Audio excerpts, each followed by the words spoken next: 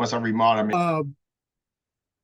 From the standpoint of the folks that are following us, the audience that we have Yep. are folks who are either full-time entrepreneurs or they're part-time entrepreneurs, and they're trying to turn that corner. And so one of the things that we do is we try to give them as much game, tips, and tricks to try to reduce the learning curve. Yeah, absolutely. Because we understand that the most expensive thing on the planet is a closed mind. And the knowledge that you don't have can and does hurt you. And and the other part of our folks who are following us, they like what we do. The product that we deliver is focused on Black and brown excellence. So 2 weeks ago we had the Gorilla Entrepreneur. He's doing some big things in Ohio in terms of modular homes. And then we had a week ago, we had Frank Inglacia. He's in Atlanta, Georgia. He's doing a number of things between wholesaling, syndication. He's pretty much done it all. And he's right now his comfort zone is on coaching and mentoring. Okay. But for you, man, we were excited to have you on because OC and I are both former military. Okay. And I didn't know that. The crazy thing is, we didn't get really serious about our entrepreneurial game until our kids got out of the house. So, I have a 21-year-old, I have a 26-year-old who has his first 2 Airbnbs. And I have a 21-year-old stationed in Fort Meade, Georgia. The name's changed. Georgia is Fort Benning, Fort Fort Moore. Yeah, they just changed the name to Fort Moore. Moore. Yeah. Okay. All right. And Patrick has his first Airbnb. So, so me and OC, man, we didn't get into this until our kids left the house. Right. And so, like, our goal is to give away as much game as possible. So, when we thought we had the opportunity to bring somebody of your magnitude on the stage, we were just super excited. And so, with that being said, man, let me just share my formal notes. We're really excited to have you here today, brother.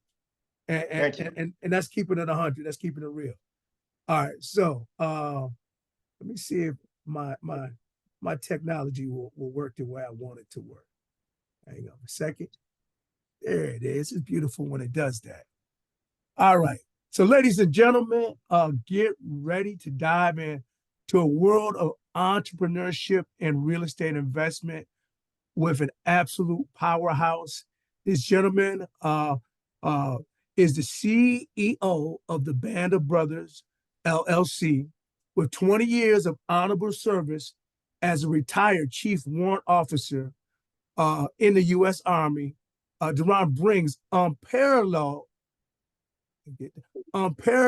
dedication and expertise to the table. But that's just the beginning. He's a seasoned real estate vet, from owning 5, that might be dated, 5 rental vacation spots in Hawaii, to 8 single-family houses spanning 4 states. Dearonne's investment speaks volumes about his vision and his prowess in the industry.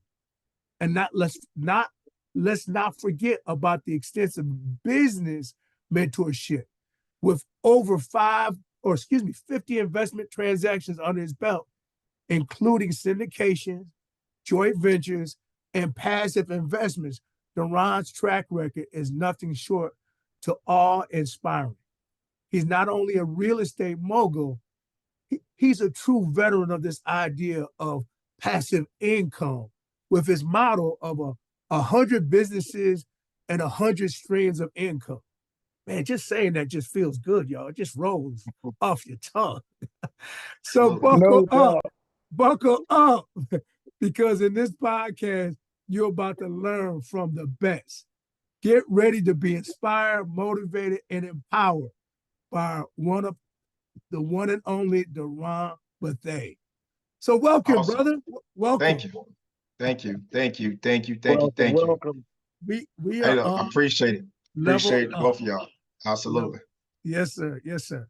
All right. So I guess I want to start.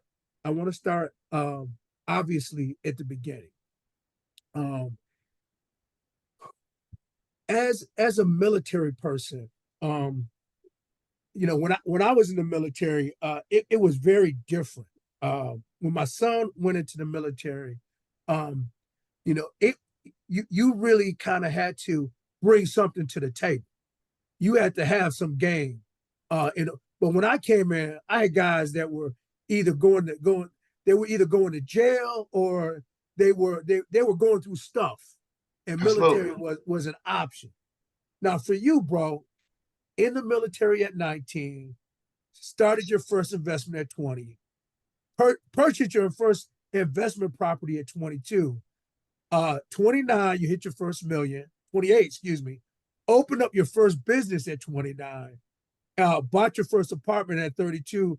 Retired from the military with 72 sources of income at 40. Bro, Absolutely. what inspired you? Talk to me. Hey man, honestly, hey, thanks again, man. What inspired me was everything I do goes back to my roots, where I'm from. You know what I mean? Anyone knows, and if you look, Enfield, Halifax County is one of the poorest towns in the whole state of North Carolina by far. Of Halifax County, Enfield is the oldest town in this whole state. I mean, in the whole county. And when you come from somewhere that, when we was growing up, we used, we called it the black folks side or the white folks side. We was already kind of segregation, right? We had the white folks part, the black folks part. We had limited resources, right? We had our schools and things like that. They didn't go together. But when you come from limited resources and you surround yourself, what I call my comfort zone, if it was a really comfort zone, and it was, and I didn't know nothing outside of Enfield. So when I got this got a second chance, like you stated, people get second chance or go to the military for whatever reasons. It was going to be me going to work at, and I'm not saying anything wrong with this, but I could have been at Purdue, chicken farm, or I could have been, doing something like that. But I got the opportunity when I got in trouble, just like most people that get in trouble. I got the opportunity to go to the military, and when I was when I was on probation before leaving, I had to do 12 months of probation. I had to do a lot of hours community services. And as soon as I came on probation, I had already signed up a year before. I was on delayed entry program, and I went into the military.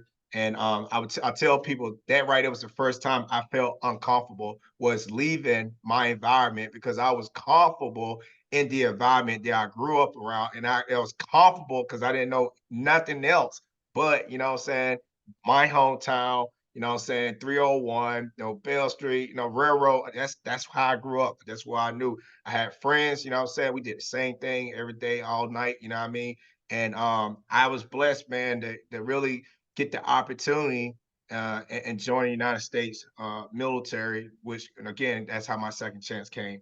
And yeah, it was good. But in order for you to have a mindset like that, it can't, and it will not.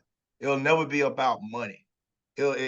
Like someone that's trying to hit 100 businesses, 100 sources, or even when someone like a billion. I think people that think billion with a B, in order for you to achieve heights that way, it cannot be, your driving factor cannot be about money. My driving factor is me showing that people that I grew up, that look like me, talk like me, walk like me, right, can also do it. You know what I mean? I want to be the one, I want to be the leader in the community to show them, say, listen, hey, if none, that's what they called me back in the day, still do. My parents called me none, of my family. I had calls today with the commissioner in Enfield, the city of Rocky Mount.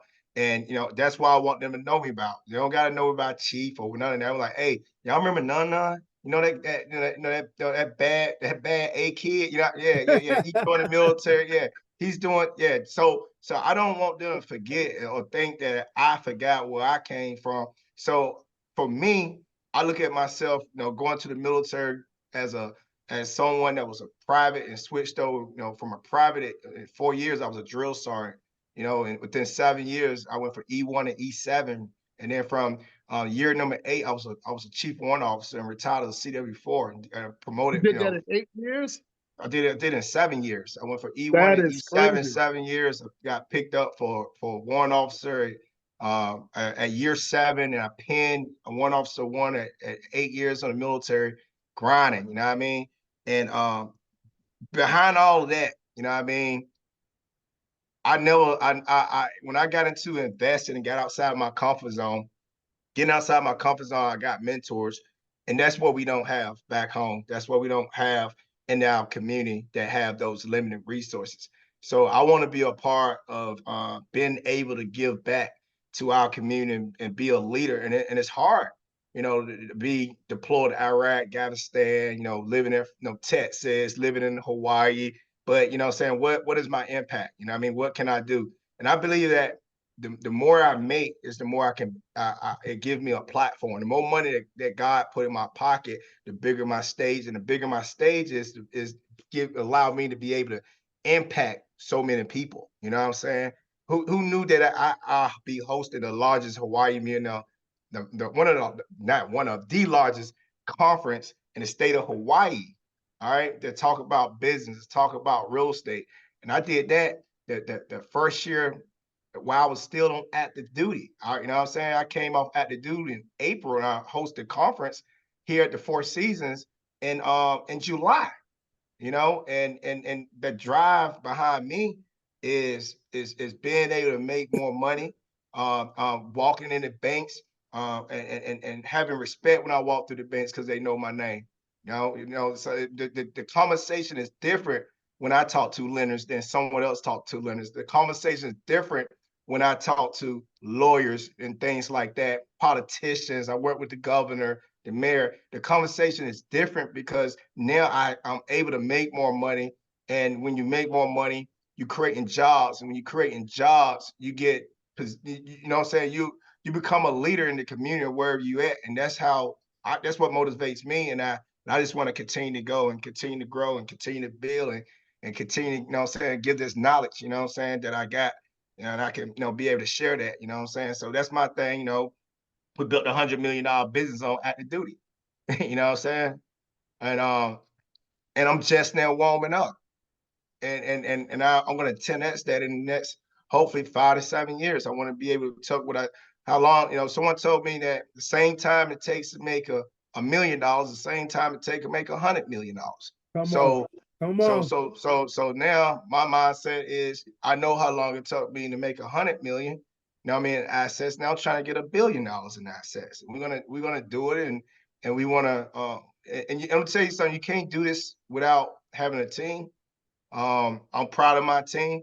I have over 100 plus people. You know what I'm saying, on payroll. I have all that. I got a great team that look like us. You know what I mean, and they come from where we come from. I got people that's, my homeboy used to let me sleep on his couch. You know what I'm saying? I used to sleep on my boy couch, you know what I'm saying, out in the carriage house.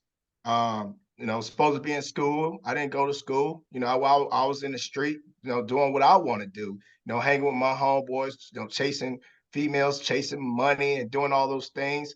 And he gave me an opportunity that he said, "Hey, Deep, man, look, man, you got to go to school here, boom, boom."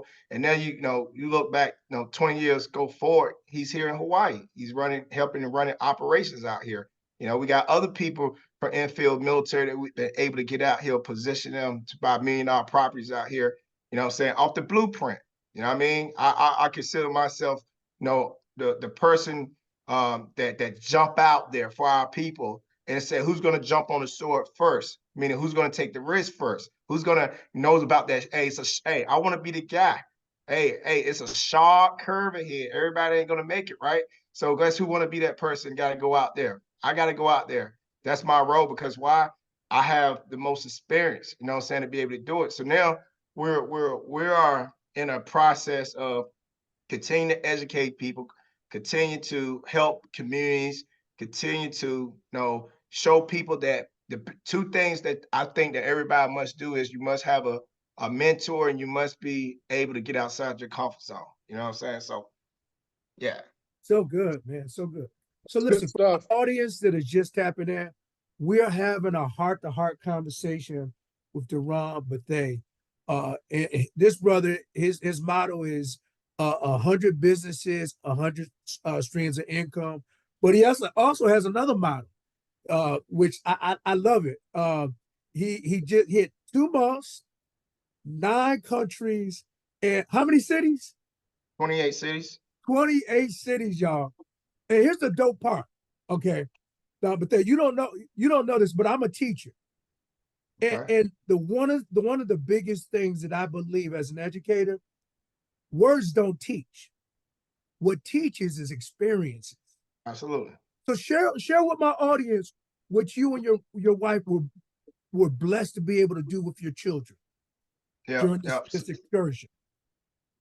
Yeah, absolutely. So, part of the, 100 businesses, 100 streams of income is, having money give you flexibility, give you freedom, it give you opportunity to help people, but it also give you experiences, you know what I mean? So, you know, all these years have been on the active duty 20 years, right? Going to all these different places and, you know, not really being able to enjoy our money as we was making the money, because again we was tied down, both me and my wife at the duty military.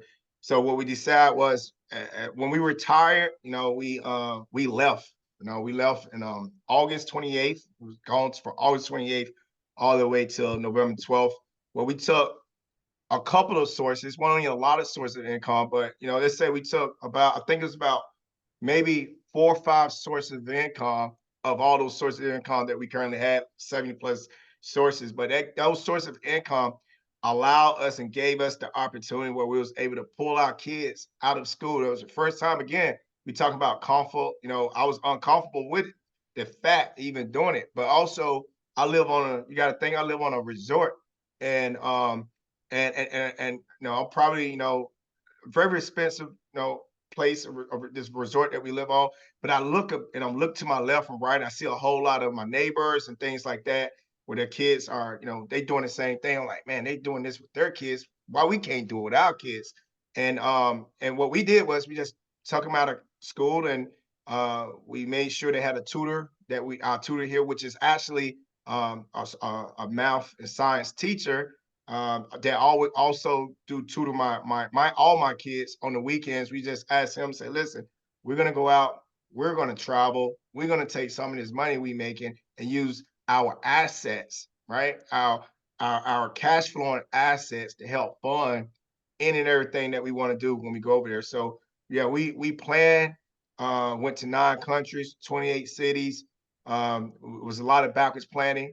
We got our kids involved during the planning process up into leaving, sitting them down, having them Google, hey, who you got this country, you got this country. All right, now I want you to plan. Tell us something fun you want to do, but also tell us something educational that we got to do. And being able to do that and having that, having income, having those type of source of income, allow us to have, and I thank God when I say this, man. I didn't have no budget, you know what I mean? So I was able to give them private tours, where we wasn't with a big group. I We had love it. our I own love it. private tour, Yeah. private drivers, you know what I'm saying? Everything was, when we went to dinner, we was everything was set up, and we planned everything. We make them also write, they journal, everywhere we went, they did No, you did. summaries. You gave him a book Yeah. report, brother. Oh yeah, yeah. Put Oh it there. wow. They wrote down everywhere we went. What I'm saying? They gave us, like, broke it down what they learned. What I'm saying? Just summarized everything. And then, and with that, the business got to go, and you got to have a team to make sure that everything is in line. But I always, when I went into business, I was been blessed again. Like, I was working for senior leaders ever since I switched and came on. When I pinned on CW2, I did that, I was 2 years. And from that point on, I was working for 3 stars, 4 stars. That was the rest of my career, from 10 years in the military all the way to the next 10 years. So sitting back, seeing how they operate, briefing them, seeing what's important to them, seeing how they able to command and do wars and do all these things at one position allowed me to give me the tools and resources that I was implementing a lot of stuff that I was seeing the generals doing. I implement that in my business, and and my company is able to operate at that level where I can be anywhere in the world. I don't need to be. I work right here, right here. This is where I work at. I want the house. I get on a plane. I'm going to do deals. That's what I do. So, so only thing changes time zones changes for us, and being in the military is nothing for me. You know, to work 11 o'clock, 12 o'clock to be on calls, and in fact, we was ahead. You know, we was ahead. We was almost 10, 12 hours ahead here in Hawaii, and another, 6 or 7 hours in front of East Coast. And I got businesses from East Coast to all the way over to Texas and Hawaii. So that all that stuff gave us the opportunity to be, with our kids, to help them. And saying everything was planned. We printed out this calendar, and Monica, she's my marketing director. We actually took her so that she can come on and film everything, document everything, and yeah, that's what I was doing. It was great. I love it. For you guys who are just joining us, we are having a very intimate conversation with Dearonne Bethea. He has done something phenomenal. He has been able to take his military, all of the experiences he had as a member of our armed forces, and he has allowed those experiences to amplify his vision, and to the point right now where not only has he impacted, so there's levels of impact, y'all. I want you to appreciate this. One level of impact is when you've impacted your family. Your family needs something, you got it. Another level of impact was when you've impacted your kids, where you've now created that generational thing. Another level of impact is when families depend on you because you got people on payroll. You've created paychecks for folks. Absolutely. And this gentleman is at that level. So help us out with this thought here. So one of the things you teach is there's multiple streams of income. I think that one of the reels I saw was that you finally got your royalty income moving through a franchise. Yes. Share some game with the folks on these 7 streams of income. Yep. So we have a thing right now. I think it's like we move so quick. When we did that, I think it's more like 80 streams of income. Because I'm doing deals by volume. You know what I'm saying? Like once you get going, you know what I'm saying, you're gonna start off like, hey man, like I'm gonna retire from the military. I'm gonna go get this SBA, and I'm gonna go open me up whatever franchise you want. All right. And I tell you, that's the absolute wrong way to think about it, right? Because you're going to make mistakes, and you need to do it while you still got your W-2 income. You don't need to do it and get a retirement check, and you and your wife is not probably going to flex. It's going to be ugly in the house. So I tell people, what I'm saying, I created, what I'm saying, and I have failed up front in my early age. And I didn't, like I said, I didn't go to a university. I didn't sit in on university or anything, right? But I will tell you that I got about $500,000 college lesson. That's how much money that I lost. But I'll never ever in my life, what I'm saying, regret that. That's probably been the best thing that ever happened to me at that point. So with with the streams of income, we have 7 pillars of what I call streams of income. And most of that is dealing with a lot of real estate, where we have a multifamily syndication that we have I have about 1,200 units. Of those, I think maybe like 700, 600 units are all active that I, that I personally own, signed for debt and all that. We have vacation rental business that we have. We have a property management business that manage the vacation rental business. We got cleaning business. We got a property management business that manage the apartments. So all those tenants that we got to manage them. We own everything. We own Anytime Fitness. We have that. We have Was that your have first our own business? marketing company. Was Anytime the Fitness. fitness business your first business? It was my second. My first business was a barbershop. I was Okay. in my was a barbershop, and I flipped it in like less than a year, and got like 3-4 times what I paid for it, and then it's, from there I got into the franchise. But then you got all those sources of income that we got coming in, and then we say, okay, what source of income? What are it's like 7-9 different sources, right? Then we said, what source of income I'm missing? And that source of income that I was missing was the royalties. I was missing the royalties income off that. So what I decided to do was I said, you know what?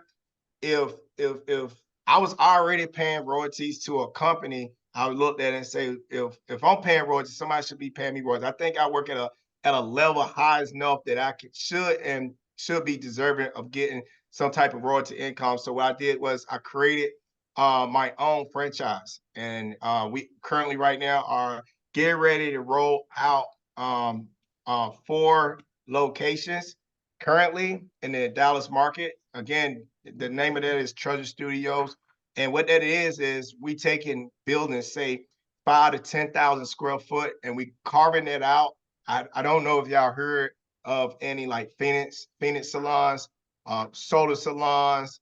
But what it is it's a model similar to that. But what we're doing is we taking these spaces and we carving it out and making high-end luxury suites or studios, and it's for the like 1099s, right? For those people that want to, what we call, say they want to be their own boss. So maybe your barber or your wife, whoever do her hair, her stylist, massage therapist, all the way till um,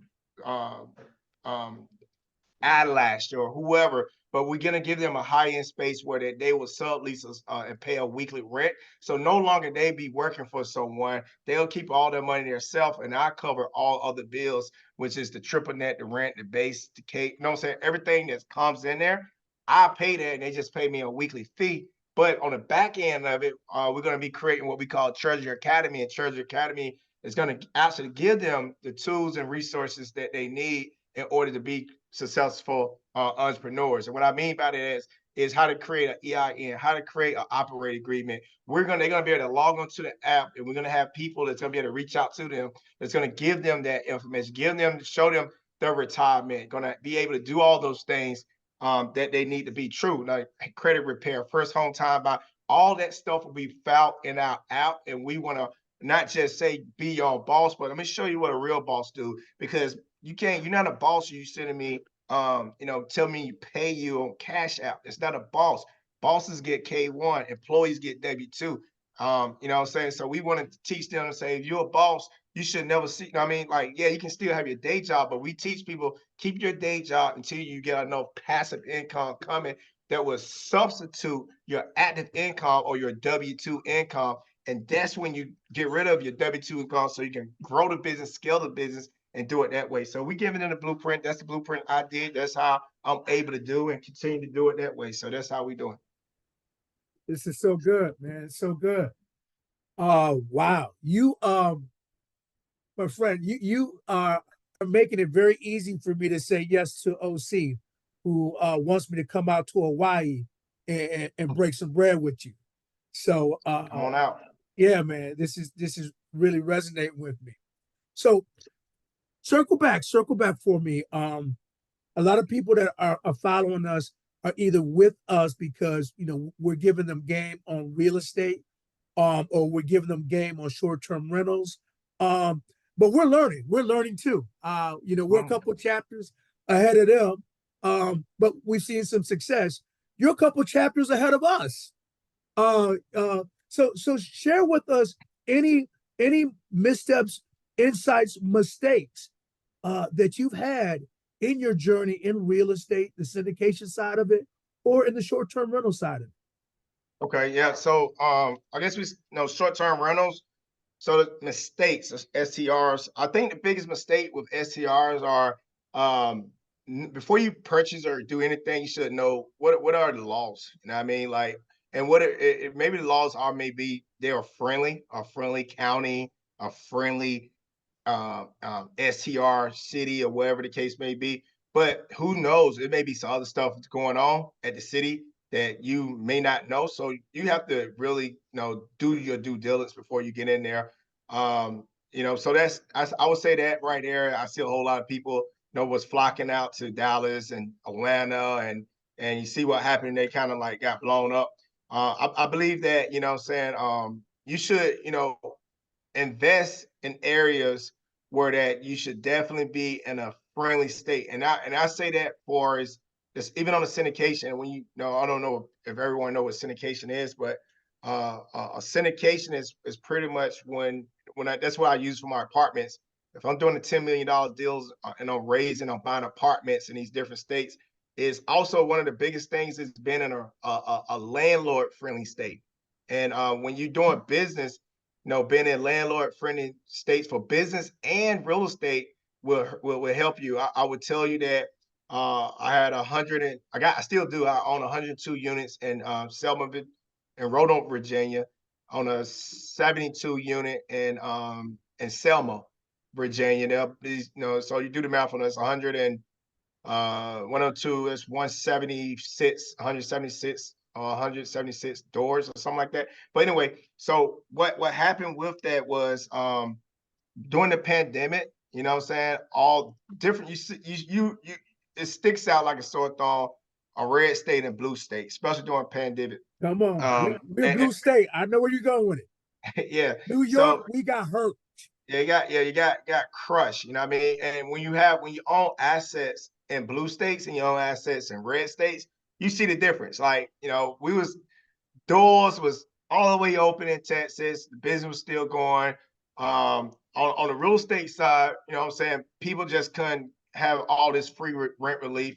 Like everybody was trying to find like the easy way out, right? So in Virginia, we got crushed. You know what I mean? Like our delinquents was crazy, even though they had all these programs for these tenants can go apply for.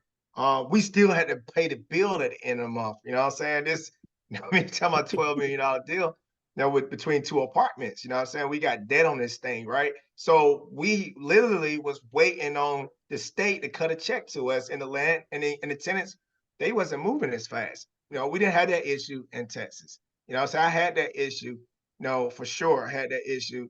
And I didn't have that issue in Tennessee, but I had the issue in Virginia. And Virginia's, it's a swing state, so yeah, that's that. I would tell you too in syndication is all about partnership, right? Um, eight, no, 85% of partnerships don't last. And I don't think people know that statistics, you know what I'm saying? So know your partner. If you're going to get in the deal, you're all going to do a joint venture together, where it's short-term rentals, small business, or it's an apartment complex, or let's just say, keep it simple, a four unit, a four or duplex. Know your partner, because 85% of partnerships does not work. So you just got to make sure that y'all open, that the partner is, y'all picking up the phone when each other calling, you all, what I'm saying? It's a relationship, and that can, a lot of times that goes bad. And I think that's something that we did good. We got a great a community of my team. I call it community. We have great culture. Everybody knows their roles. Everybody knows how stuff comes down. It's just, we military, man. We got rules and regulations, and structure and organization charts, and saying nobody don't question who's in charge of what. I got HR directors, finance team.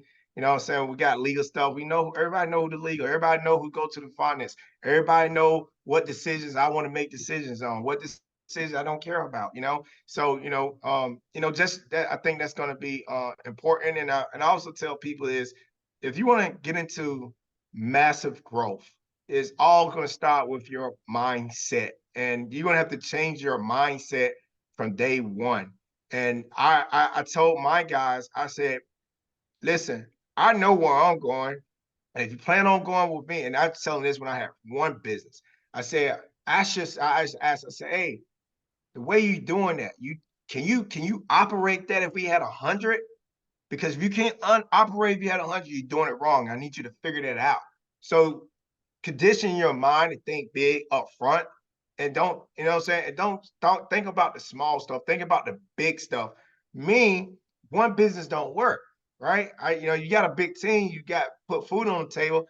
When D do a deal, it doesn't make sense for me to do, 3-4 locations in 2 years, 3 years. You know what I mean? I have to figure out how to do 3 to 4 locations every quarter. You know what I mean? Because that's how we got to operate so that we can get these taking risks, get these assets, generated cash so that it can, and again, just put you on game. I'm also being forced to create businesses. I'm being forced to create businesses. Let Talk me to us. break that down when Open I that up. tell you that. So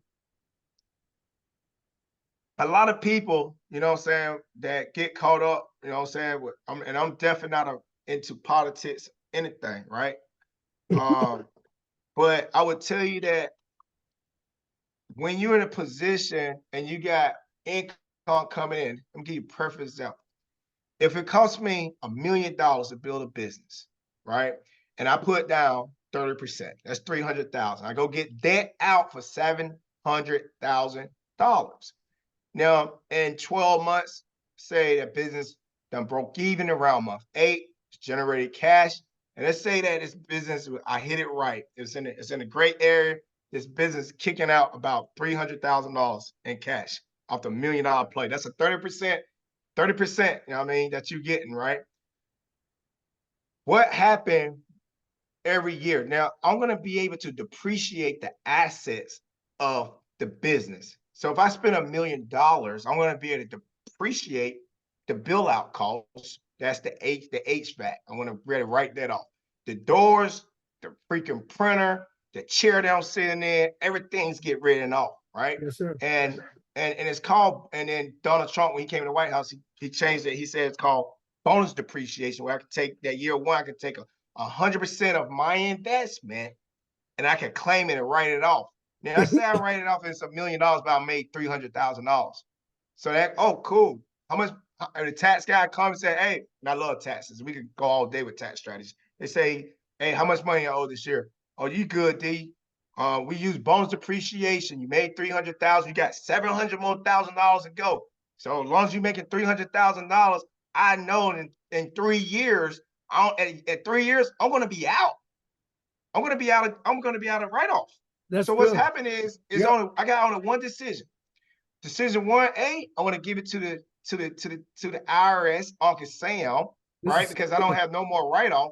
Yep. Or option 2 is I'm going to take the money and reinvest and create more jobs so I can get more depreciation. You see the reward now with me going back instead of getting to the IRS. Now I can go create jobs. Now being forced to create another stream of income. Now being forced to go and say, hey, boom. And what I do is I kills the game because now, because I own apartments, now I'm taking that money and I'm going to buy a $10 million asset.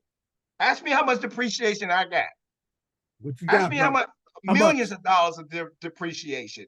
You know what I mean? And I pay and I don't put, someone to make that type of money. I understand. You know what I'm saying? I understand that every time I go out and buy a short-term rental, I'm going to do a cost segregation. All right, I'm going to do a cost set so I can get the maximum deductions that I can because I got other businesses in the background that I was forced to do that continue to create cash. I'm taking the cash, they're going out to buy more real estate. So D, let me break this down for my audience because you're giving so much game. A lot of it might be just over people's head. What we just heard is that his desire to build businesses is if he don't invest that money, Uncle Sam's gonna take it on the tax side of it. So he's either giving it to Uncle Sam or he's building legacy for his people, his family. He's either creating jobs for income for families that are on his team. So he just keeps building and building and building. And so D, some of what you said is so dope because it reminds me of a book that me and my team read that 10x is easier than 2x. And so your vision is just compounding. I guess one of the things I want you to kind of take a step back and say and share with us is, how did you get so much support um on the home team? Because a lot of times what people don't understand is, if you have a big vision, if your co-pilot can't support your vision, you never get out of never get out of park. Absolutely. Yeah. Yeah. No, that's a good question, man. So my wife, um, so one of the things that I had when I started investing when I was 20, all right, 20 years old is when I got into stock market and all that stuff like that. So me and my wife, one day I sat down on reading all Pamela, these books. Pamela, Uh, right? Yes, Pamela, yes. How long Yeah. have you guys been married? 14 years. Yes, sir. Okay. Yeah. Yeah. So what we did was, I was at I was sitting down, I was in South Carolina, and my wife, she was good with savings, but when we first met, she wasn't investing. You know what I mean? Like, that's a difference, right? Saving and investing. But I was investing, you know what I'm saying? Like, I was hustling everything on eBay that I could find, you know what I mean? Because I still had that street mentality. While I was out there, I was the throwback jersey king, you know what I'm saying? So I was always making money, right? And even the money that I was making swinging jerseys, sending them back here in North Carolina from, all over, right? I sat down with her, and I was really came infatuated how money makes money. What I mean by that is, I was infatuated where I can go to sleep at night, and I can, let's say I had $9,000 in the account, and I wake up and I got $9,100 in the account. You know what I'm saying? Because the market never sleeps. If anyone knows, you got pre-market, before market, after market, numbers always go, right? And for me to be able to wake up in the morning, go to sleep at night, and see my account changes, that was my drug. You know what I mean? It was like, yo, I was on the block drinking. My only thing was get $5. I get a 40 ounce of Old Gold and a couple of Lucy's and a $2.99 Subway sandwich. That's me and my boy. We used to do that all day long. And I was like, man, like, if I can go to sleep and see this money making money, man, and I just start understanding and researching compounding. And by the time then, man, I asked my wife, I said, listen, I'm gonna ask you a question. I said, if we can live off one paycheck, and you never have to work a day of your life, would you do that? You know what I mean? Like, would you do it? Like, for us, really? And my wife being a child of God, and you know what I mean, like her parents, man, like, what I'm saying, like, they raised her like in the book, like, what I'm saying, the man, you follow the man and trust his decisions, and what I'm saying, like, that's how my wife grew up. So she supported. Soon I said it, she supported, but she said, let me see it. I want to see what you're saying. Put it on paper so I can understand where you're going, how you're going to get there, so I can be able to be right there and support you. And that's what we did. You know what I mean? We did that the whole entire time on the military. We lived off one paycheck. Man, I can't. I'm still living off like one paycheck. You know what I'm saying? Because my mindset is crazy. I can't. That's so You good. can't spend that. You can't spend that type of money. You know what I mean? That's Like, so what I'm good. saying? Oh Yeah. my So goodness. as we was getting raises through the military, you know what I mean, we both retired chief warrant officers. I retired 4, my wife retired as 3. We both went up all the way up to E7. You know what I'm saying? So Nice, nice. so now, what I'm saying, we got, and I'll be straight up, you know what I mean? Like, we got 4 checks coming up in the mail, you know what I'm saying, all tax free. You know what I'm saying? And it's way more money than what we had. You know what I'm saying? Or it's just as much the same, but it's more money. You ain't paying taxes on that money. So we still living frugal. And again, I don't care about the money. People like, you getting money, I don't care about that. I was able to take my kids, anyway. I leave out and go to Dubai. I'm going to buy some real estate in a couple of weeks, in Dubai. Now I'm going to buy something in Greece. That's what I like to do. You know what I'm saying? That's legacy, being able to pass that down, put it in our trust. And, I went from a a revocable trust to an irrevocable trust. You know what I mean? People don't, you know what I'm saying, like understand the magnitude of being able to do stuff like that. I'm loving it, man. I'm It's loving it. big, big, big. So for my folks who are just tapping in on social media, we're sitting down with just a gentleman who is inspiring us to think bigger, just to think bigger. And you know, one of the things is I think about, you know, some 9 apartment buildings. I've lost count of how many doors you have. You couldn't do this by yourself. You know, and I remember seeing one of your videos that your focus is to work on your business and not necessarily in your business. So in building a team, um, you tell me that journey, because I know sometimes people are on your team for a season and for a reason, and then they're Mhm. not on your team anymore. How did you create a cohesive team? Again, man, like a lot of people I started with, been knowing me as soon as I went in the military. And I don't like I don't like I'm good with meeting people, but I'm very I still got that street infill in me, man. So I don't let a lot of people come around me, you know what I'm saying? And I can spot side eyes and all those things that comes with just growing up, you know what I'm saying, in those type of communities and stuff. So when I came in the military, the people that really that first duty station, that's who I've been tight with them for all these years, you know what I'm saying? Like I didn't need to go because I was real quick to see like who's real, who's not. But I think what happened is that they also saw what I was doing when I was on active duty, you know what I'm saying?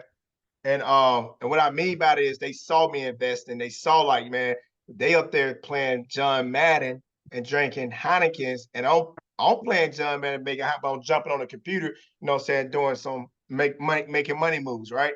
So with that being said, what I did was what ended up happening is I went out to I think I was in Iraq or Afghanistan, either one of the two, and I got to a point where I was like, man, I was seeing people, you know, that I knew that didn't make it back. And I said to myself, man, I was like, man, my play at the time was have a couple $1 million in the bank, trading stocks and investing in, you know, small houses and things like that. I was gonna get out. I'm gonna go, you know, GS, you know, 13 job, 14 job, or a good contracted job. Go, and then I didn't come. People that I went there with didn't make, you know what I'm saying, didn't make it back. So I was like, hey, I want to create something where that I don't, you know, I want to create an investment group.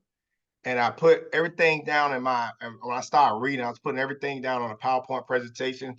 And when we came back from Afghanistan, or I can't remember exactly where I was deployed at the time, but when I came back, we did a trip to St. Lucia's, and nobody knew this was coming.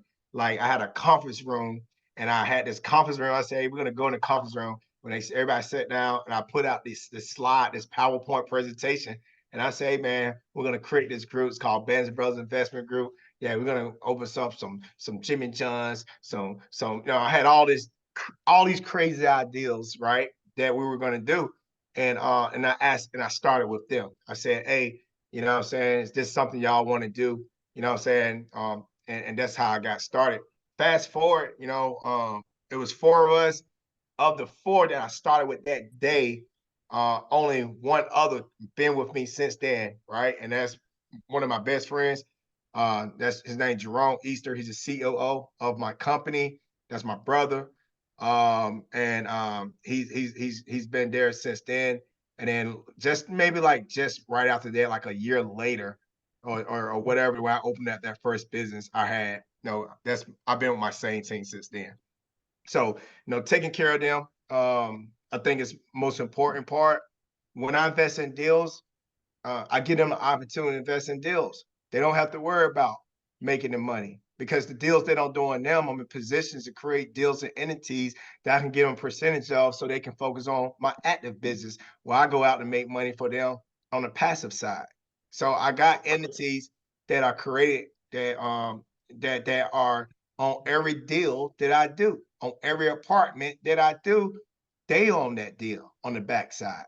So they're gonna have a retirement of millions of dollars, you know what I'm saying, just from that, just from D out there doing things, but I'm rewarding them, right? Because they're out here with their head down, doing what they're doing, driving the business, making sure the systems, make sure the processes, and I'm taking 1 or 2 meetings a week.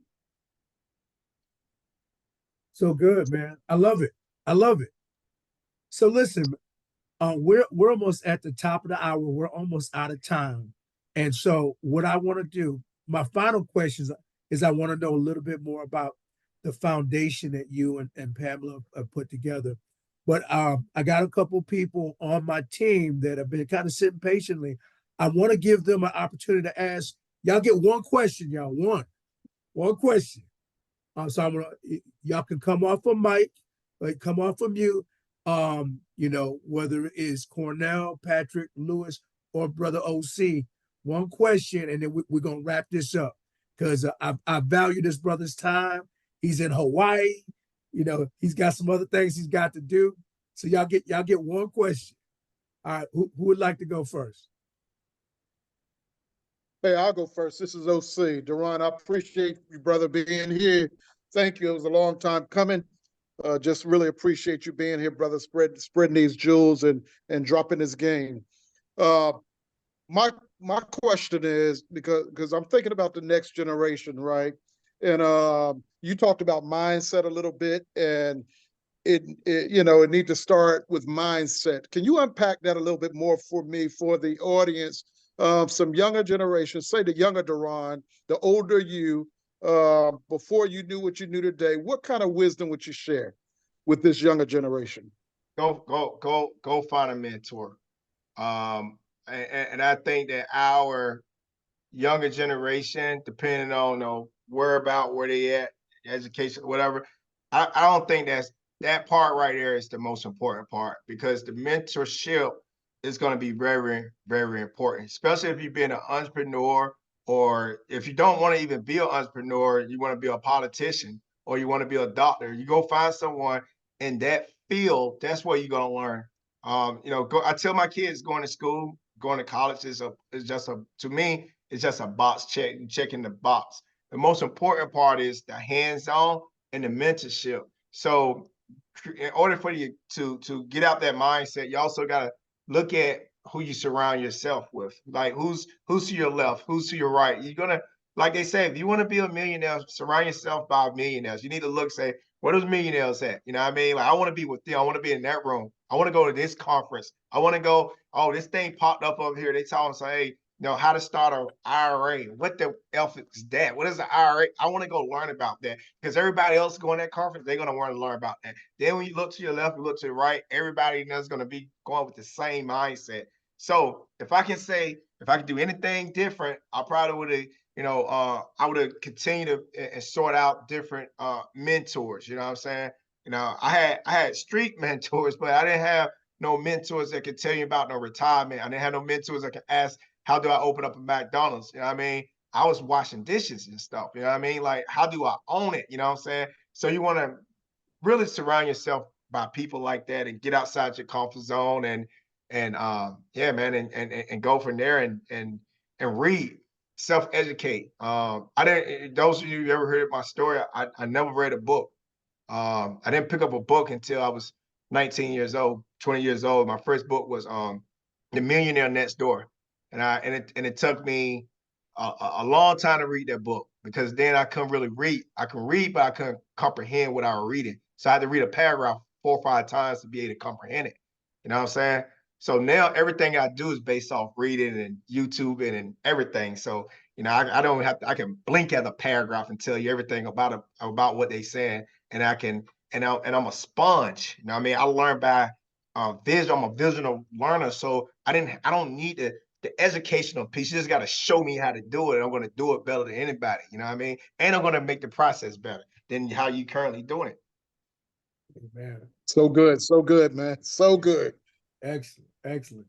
All right. Thank you, brother. Anybody else from the team want to ask a question? All right. You don't get a chance to talk to a millionaire often, so take advantage of it. Yeah, I got a question. Good stuff, sir. That's really good stuff. I totally agree with the mentorship. A mentor is definitely good, because they already made the mistakes for you. So you're just kind of, copying what they're doing, following their success model, and you don't have to make those mistakes, right? Like they did, because they already got a padded pathway out for you. But my question here tonight is, and probably the audience want to know too as well, like you talked about trust and having a trust. Um, what's the best way about going about starting a trust? And what's the benefits of having a trust with yourself, and even if you want to have one for your loved ones and your family? Yeah, yeah. So that's a good question, man. When you talk about legal, you can't leave a legacy if you don't have a trust. That's number one, right? We always want to say we want to leave a legacy for our kids, whether you want to leave them some land, you want to leave them some houses, or whatever the case may be. But so you have two types of trust, right? You have a revocable trust and you have a irrevocable trust. I'm not gonna get too much in irrevocable because it's very complicated. It's not complicated; it's a beautiful thing. I love teaching about it, but you have to be at a certain level where it makes sense money wise, because you got to pay taxes on it and all that stuff. But that's what I'm doing, the irrevocable. But I started out revocable, right? It's just talk revocable. A revocable trust, you can go to you want to find a trust attorney, all right? I tell people one thing I have learned is just because Wells Fargo may offer you that they have mutual funds and you can trade stocks, that doesn't mean that's their expertise, right? A lawyer can be great at getting people out of DUIs and all that, and say he does. That's not the lawyer you go to. You want to find a trust attorney. Like, hey, what do you specialize in? Yeah, I specialize in trust. 90% of the thing I do is estate planning. That's what you want, an estate planner, right? That's how you find them. That's number one, right? But FYI, if you catch where I was going with that is Fidelity, Vanguard, they're great with IRAs, they're great with stocks, right? Don't go to Bank of America telling you want to open stocks, right? They're great with getting money, business, and stuff like that. So I'm telling you, what I'm trying to say is go to the SMEs, right? Don't get caught up in stuff. Because I see a lot of people. I was on a call today, someone got $500,000 and it's all sitting inside of Wells Fargo inside an index fund, and they kill them on those fees, right? But Right. let me talk about your trust though. So your trust is you want to be able. It's important to have a trust. Is Cornell? That's your name, correct? Yes, sir. Okay, Cornell. So Cornell, like if you have a trust and estate planning, it's more to just you identifying those assets that you want to pass down to your kids. It's more to that.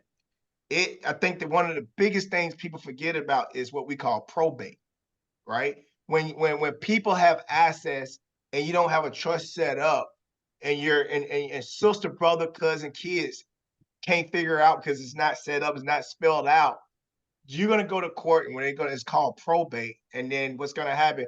All one of those attorneys gonna smoke you so hard, and then by the time you pay the death tax on it, your kid's gonna be left with 20-30% of what you had because they had to sell it to pay the lawyers, had to sell it to pay your death tax, had to do all these things. So that's the number one important thing, right? The second thing is when you go and you want to live a legacy, you can spell it out exactly how you want to live it. You know what I mean? How you want to leave it. If you want your kids, if you want to pass, you say, look, I want to leave my legacy where I want 20% of everything in this state to go back to North Carolina, wherever state that you in, to the school you went to. It can be spelled out in the trust, and then the 80% can get split to the kids, or this kid may have this or this here. But let me tell you something. Tell you what I'm doing. I'm setting up a trust where that it would never falls below. It can't. It will not be able to, right? I'm creating a trust where that I have a holding company in Wyoming, and then my trust owns my trust owns the LLC that owns all my companies, right? And then the insurance, the life insurance is getting paid, which is being paid from my holding company. So when the money flows down, it goes back into my trust and this big pot of money. Now my kids can borrow, right? I'm not just cutting them a check. They can borrow at 0% and go build a business, but they can pay it back too, right? And then when they borrow the money, I'm going to put a life insurance policy on them because we don't know if my kids or their kids, something happened to them, that kid, they have to be, that the trust got to get replenished, right? So we're not leaving blank checks out for our kids or anything like that. We're just giving them a better opportunity where they don't have to go to the bank. They can go to the trust and get the money. That's some good stuff. Good stuff. You building your own bank, going to your trust to get some money. So that's some good stuff. Definitely very, very informational. And Definitely. it's a write-off. Absolutely. And I'm writing it And a off. write-off. I'm writing the trust off. I'm not even paying the trust. The bank pays my insurance. The bank pays the insurance, and I get to write all that off. The bank paid for it. You know what I mean? Like, you know what I'm saying? The bank paid for it. You know, the bank, that's the easiest thing that, like, oh, I fund you $10 million life insurance policy. I mean, that's easy for a bank to do. True. So guys, this is so much game. Y'all getting so much game. And this is the value of finding a mentor. It is more important, me as a 15-year educator, let me just kind of put it out there. It is more important for you to find a mentor than for you to get that college degree. I've never heard anyone put it that way before, but you're just checking a box. You still got to get the hands-on experience, and you still got to get the mentorship. 100%. So good, man. So good. Anyone else before we wrap this up? Anyone else on the team want to ask a question? Yeah, I got one. Dearonne, this is Patrick McCray here. My question is for the younger generation, and the question I have for you is, how do you go about finding that right crowd and being around those right people that share those same mindsets? Because I know from my aspect and just being in the military, everybody just wants to do their own thing, and not everybody is on that money hustle and grinding type of aspect. So how'd you go about doing it? Yeah, so you know, my mentor was actually the guy that he was kicking me out of the military. I was there for only 6 months, command sergeant major, and I got in some trouble soon. I got there 6 months. He said, "Hey, why should I keep you in my army?" I said, "Hey, if I go back home, this is where I was just at. I just came on probation. I just did this and that, and pretty much that's what I'm going back to." And he said, "You know what I'm gonna do to you, son?" I said, "Yes." He said, "What?" He said, "You're gonna send me home." He's like, "No." He saw that office you walked through there. You're gonna go work there. I see something in you. That was years ago, a long time ago. Today, fast forward, you know what I mean? That was my mentor, right? And then now you ever heard the thing say the teacher, he was my teacher, now the teacher become the student. So that's where we at right now. I help him, he invests in all my deals. But your question was, how do you get there, right? In order for you to get there, you have to get outside. Again, you have to get outside your comfort zone. Your comfort zone, you just stated right there, you said military, right? Unfortunately, the military, because I was in the military, boy, they get paid on the 1st and the 15th. Now that's a hard mindset to break when you 18 years old, you go to the military, you get paid on the 1st, you get paid on the 15th, and you know, you do that for 20 years, and that's it don't get more comfortable than Uncle Sam getting your check twice a month. That's the most comfortable, one of the hardest mindset to break, right? But what you got to do is you have to get outside of that, and you got to go find a network outside of the military. I don't know where you currently stationed. I will tell you that, you know, if you follow the stuff that I got going on, if you follow our YouTube, if you follow, all the things that I'm doing. I was on a call with I got in my email right now. I'm working on doing a conference at Rocky Mount, you know what I mean, next year in 2025.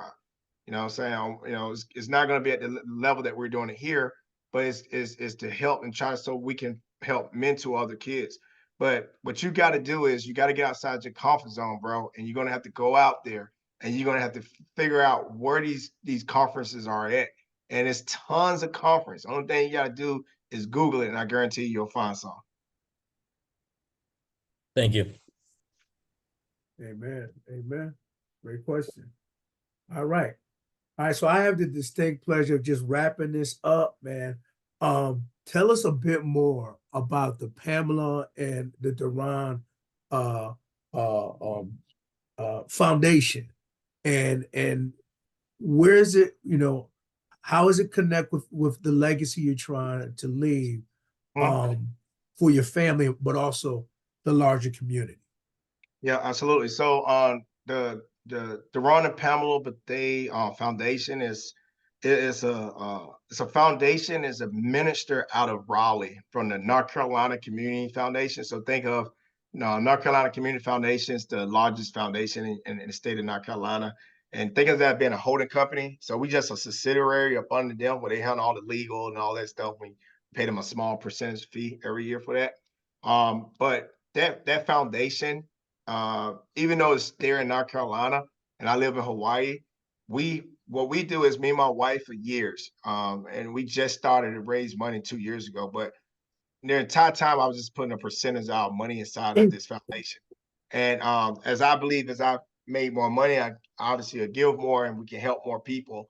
So, obviously I started in North Carolina first, where we years ago, maybe 10 years ago, we was started out for pre-K and we just giving out, everything from bikes and all that stuff and kindergarten. And God bless us, man. We went from pre-K and kindergarten all the way up to the fifth grade the next year. After that, we went from kindergarten to eighth grade, doing something for all those grades. Then from there, we went from kindergarten all the way up to 12th grade, where we, start giving scholarships and I'm still doing something for all this, doing something for the schools. I'm supporting, field day, pizza days, and you name it, we done did it, back home. And then and here in Hawaii, if you don't know, Hawaii had the largest homeless population out here, and it's crazy how many amount of homeless. But we do about thousands of meals, 2,500 meals. But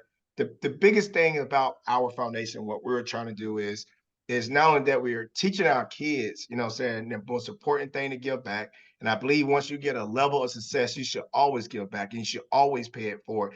I think that's come with the value and culture that we create in our company when we go and look at my company values, because that's my makeup. My makeup is a give back because I know where I come from. I want to be able to continue to do for others. So what we're doing is we have our foundation, and then inside our foundation, inside that trust that you was talking about, that trust that say, hey, if anything happens to Dearonne and Pamela, 30% of all the money assets will fund over here. Now you leaving a legacy, because now I have cash flowing assets. Why? I got trophy assets out here in Hawaii. I never sell, right? And got it set up in my trust to never sell because it makes so much cash, right? So what happened is, forever since we gone, we're gonna always in that trust. You're gonna say, hey, always provide $50,000 or so. We're gonna set it like for a percentage, where a percentage of that money would go when we leave here. A percentage of that money would go and always give those scholarships. And that's how you leave a legacy, because you got something that's creating cash flowing, an asset that's continuing to increase in value. Because I tell you, I seen things in Hawaii that was $1 million when I got here worth $8 million. You know what I'm saying? So, just to see how property values go, see how business go, being able to take all that and tie it in and be able to continue to give back is just like a big circle. It's a big circle just giving. As long as you're helping people, man, it's going to come back tenfold too. Man, I love it. I love it. So, Brother Dearonne, as is our tradition, man, could you bless us with a prayer as we just close this up? Yes, absolutely. Oh, Heavenly Father, we come here. We thank you for getting on this call. Thank y'all. OC, appreciate you for reaching out. Everybody on this call, that they will continue to be a blessing to others, and that they get everything that they are working so hard for. And we pray that we will continue to be able to put ourselves in a position to help others for many years to come, and continue to bless the hands that are out here that's trying to make a difference in this world. In Jesus' name we pray, amen. Amen, amen. All right, blessings, everybody. Another one of the books. Blessings. Thanks for joining us here on Level Up. All right, take care, everybody. All right, thank you. Amen. God bless. Bye-bye.